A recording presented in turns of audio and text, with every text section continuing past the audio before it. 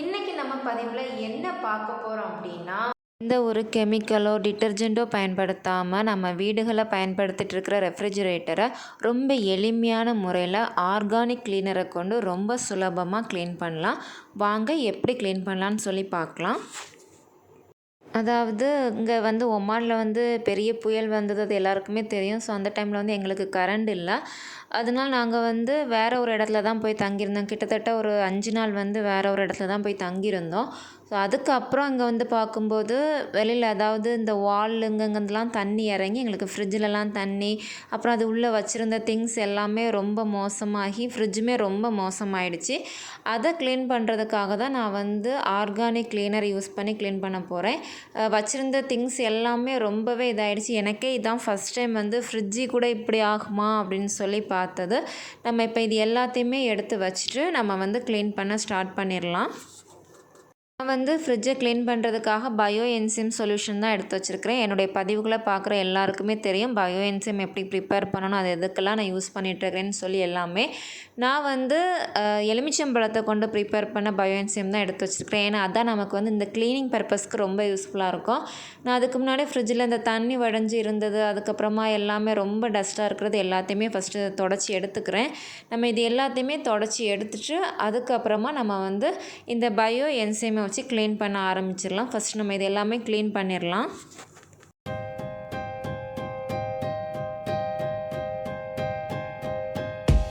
நான் பொதுவாக fridge clean பண்ணும்போது பயோஎன்சைம் சொல்யூஷன் ஒரு பங்கு தண்ணியும் சேர்த்து நான் க்ளீன் பண்ணுவேன்.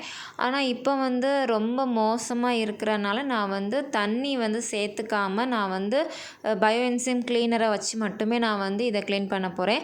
இது எல்லாமே நம்ம ஸ்ப்ரே பண்ணி விட்டுட்டு நம்ம நார்மலாக ஒரு டிஷ்யூ பேப்பரோ இல்லைனா ஒரு காட்டன் துணி எதாவது வச்சு நம்ம இதை தொடச்சி எடுத்துட்டால் போதும். நமக்கு இந்த ஃப்ரிட்ஜில் எவ்வளவு கரை எவ்வளவு அழுக்கு இருந்தாலும் அது அப்படியே வந்துடும். ஏன்னா பயோஎன்சைம் வினிகர்னு சொல்லுவாங்க, அசிட்டிக் ஆசிட்னு சொல்லுவாங்க.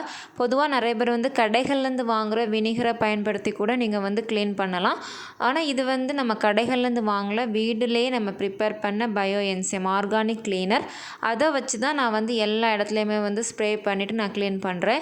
ஃப்ரிட்ஜு க்ளீன் பண்ணும்போது இந்த சைடில் இருக்கிற இந்த ரப்பர் இது எல்லாமே க்ளீன் பண்ணிக்கோங்க. ஏன்னா இதில் ரொம்பவே டஸ்ட் இருக்கும்.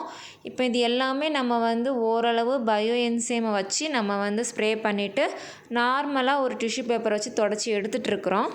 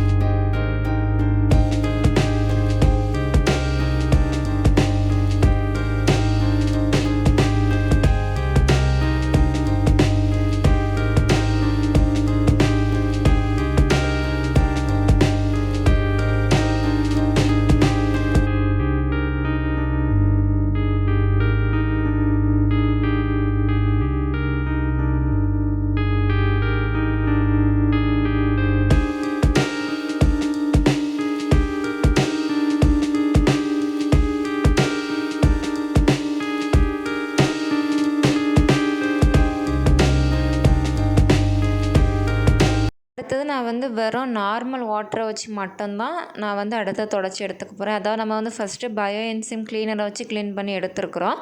அதுக்கப்புறம் பாக்கி உள்ளதை வெறும் நார்மல் வாட்டரை வச்சு நம்ம தொடச்சி எடுத்துட்டா போதும். வேறு நம்ம இதுக்கு தண்ணி விட்டு இல்லைன்னா வேறு ரொம்ப டீப் க்ளீன் பண்ண வேண்டிய அவசியம் இருக்காது. எல்லா கரை பிசுபிசுப்பு எல்லாமே வந்துடும். அது மட்டும் இல்லை, இந்த பயோ என்சைம் நமக்கு நல்ல ஒரு டிஸ்இன்ஃபெக்டண்ட்டாக இருக்கும்.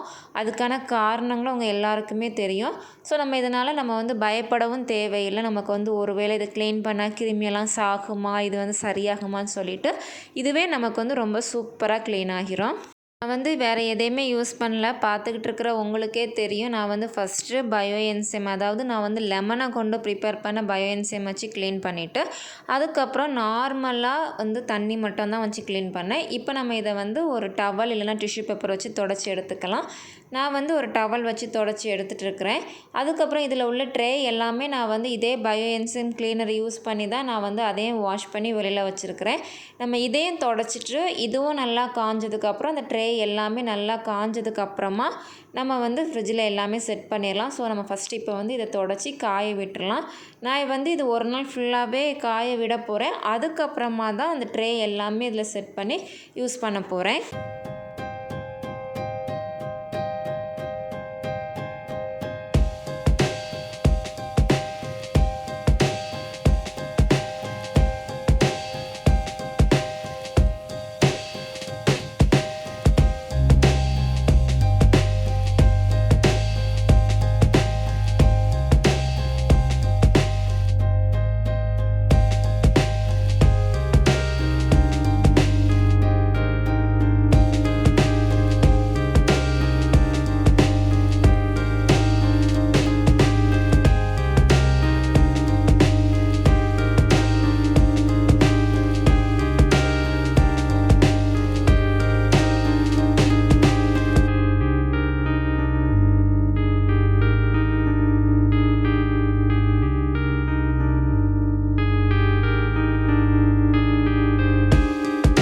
ஃப்ரிட்ஜ் வந்து ரொம்ப க்ளீன் ஆகிடுச்சு. இதை வந்து நான் நல்லா தொடச்சி ஒரு நாள் ஃபுல்லாக காய வச்சுட்டேன். இப்போ நம்ம வந்து அடுத்தது காய வச்சுருந்த ட்ரே எல்லாத்தையுமே எடுத்து இதில் வந்து செட் பண்ணிடலாம்.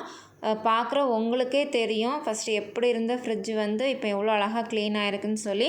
இதுக்காக நான் வந்து எந்த கெமிக்கல், டிட்டர்ஜென்ட் எதையுமே நான் யூஸ் பண்ணலை. சோப்பு வேறு எதையுமே யூஸ் பண்ணல. பயோஎன்சைம் மட்டும்தான் வச்சு க்ளீன் பண்ணேன். ஸோ இந்த ட்ரே எல்லாமே பயோஎன்சைம் வச்சு க்ளீன் பண்ண தான். இதுவும் நல்லா ட்ரை ஆகிடுச்சு. இதை நம்ம வந்து ரெஃப்ரிஜிரேட்டரில் ஃபிக்ஸ் பண்ணிடலாம். அவ்வளோந்தான். ரொம்பவே க்ளீனாக சூப்பராக அதில் உள்ள எல்லா அழுக்கு அதுக்கப்புறம் கரை எல்லாமே போயிடுச்சு. பார்க்குற உங்களுக்கே வித்தியாசம் தெரியும் அப்படின்னு நான் நினைக்கிறேன். நம்ம வந்து கடைகளில் காசு கொடுத்து வாங்குகிற கெமிக்கல் கிளீனரை விட நம்ம வீட்டிலேயே இயற்கையான முறையில் தயாரிக்கிற ஆர்கானிக் கிளீனர் ரொம்ப யூஸ்ஃபுல்லாக இருக்கும். நீங்களும் வீட்டில் பயோஎன்சைம் வச்சுருக்கிறீங்கன்னா க்ளீன் பண்ணி பாருங்கள். ரொம்ப நல்லா க்ளீன் ஆகும். ஒருவேளை யாராவது இப்படி க்ளீன் பண்ணிகிட்டு இருக்கிறீங்கன்னா நீங்களும் மறக்காமல் கமெண்ட்ஸில் சொல்லுங்கள். தயவு செய்து யாராவது கெமிக்கல் வச்சு க்ளீன் பண்ணிங்கன்னா இனிமேலாவது ஆர்கானிக் கிளீனரை பயன்படுத்தி க்ளீன் பண்ணுங்கள். இந்த பதிவு உங்களுக்கு பயனுள்ளதாக இருக்கும் அப்படின்னு நம்புகிறேன். அடுத்தது இது போல் பயனுள்ள பதிவில் உங்கள் எல்லாரையும் சந்திக்கிறேன். நன்றி.